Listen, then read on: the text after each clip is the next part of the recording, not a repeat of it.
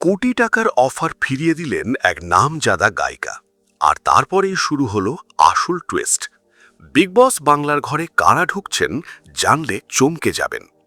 নমস্কার দর্শক, স্বাগত জানাই আমাদের চ্যানেলে।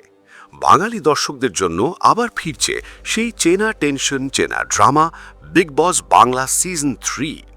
প্রায় 10 বছরের অপেক্ষার পর এবার শোয়ের হাল ধরছেন খোদ মহারাজ সৌরভ গঙ্গোপাধ্যায়। আর এই ভিডিওতে আমরা জানাবো শো কবে শুরু হচ্ছে, কোথায় দেখা যাবে, আর সবচেয়ে বড় প্রশ্ন, ঘরে কারা কারা ঢুকছেন। আগামী 30 অগস্ট থেকে শুরু হচ্ছে বিগ বস বাংলা সিজন 3। শোটি একসঙ্গে দেখা যাবে স্টার জলসা আর জিও হটস্টারে।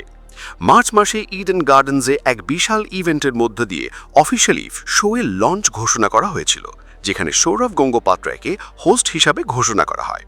শোটি প্রযোজনা করছে এন্টেবল শাইন ইন্ডিয়া, যেটা এখন বাণিজ্যের অংশ। সৌরভ গঙ্গোপাধ্যায়কে ক্রিকেট মাঠের বাইরে টিভি শোয়ের সঞ্চালকের ভূমিকায় দেখাটা নিঃসন্দেহে একটা বড় চমক। মহারাজের ইমেজ, তার অথরিটি আর বাঙালি দর্শকের সঙ্গে তার আবেগের সম্পর্ক, এই সব কিছু মিলিয়ে শোয়ের প্রত্যাশা এবার আকাশ ছোঁয়া। অনেকেই বলছেন সৌরভের নামেই এবার টিআরপি রেকর্ড ভাঙতে পারে বিগ বস বাংলা। এবার আসি সবচেয়ে গুরুত্বপূর্ণ অংশে, কারা কারা ঘরে ঢুকছেন। মনে রাখবেন, নিয়ম অনুযায়ী চূড়ান্ত তালিকা গোপন রাখা হবে 30 অগস্ট রাত পর্যন্ত। তবে টলিপাড়ার অন্দরমহলে যে নামগুলো ঘুরছে সেগুলো একবার দেখে নেওয়া যাক।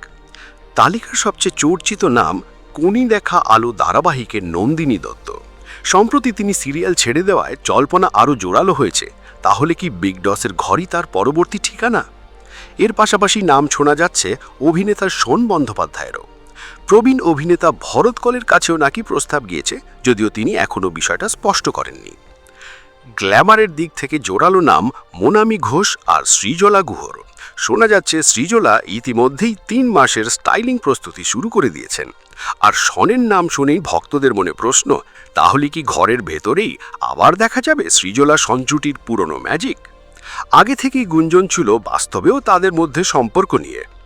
তালিকায় আরও আছেন গায়ক দুর্নিবার সাহা আর অভিনেতা জিতু কমলের নামও জোরালোভাবে ভেসে আসছে। শোনা যাচ্ছে বিগ বসের লম্বা শিডিউলের কথা ভেবে নাকি তিনি তার চলতি ওয়েব সিরিজের শুটিং তাড়াতাড়ি শেষ করার চেষ্টা করছেন। আর একটা মজার তথ্য, এক প্রতিষ্ঠিত গায়িকাকে নাকি 1 কোটি টাকারও বেশি পারিশ্রমিকের প্রস্তাব দেওয়া হয়েছিল, কিন্তু দুর্গাপুজোর সময়টা শহরের বাইরে কাটাতে না চাওয়ায় তিনি সেই লোভনীয় অফার ফিরিয়ে দিয়েছেন।